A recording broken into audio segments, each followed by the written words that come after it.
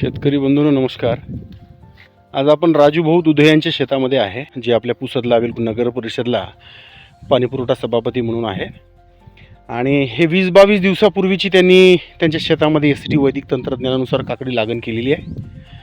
आणि आपण पाहू शकता आता 12 एकर वांगं आणि 1 एकर काकडी हे पूर्ण त्यांचं सध्या शेतातलं क्षेत्र आहे. आणि त्यांनी आता या मल्चिंगच्या खाली एस टी वैदिकचा संपूर्ण भेसळ डोस दिलेला आहे. आणि आज 22व्या दिवशी मी आलो त्यांच्या शेतात.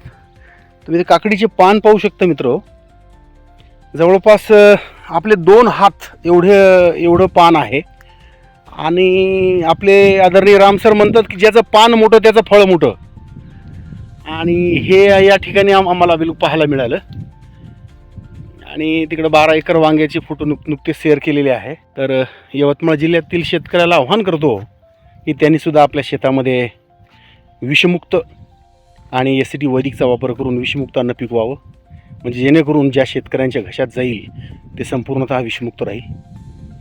ज्या व्यक्तीनं 2015 साली एस टी वैदिक तंत्रज्ञान विकसित केलं ते आमचे आदरणीय रामसर यांचा आज भारतभर हा जो योगदान आहे ते अतिशय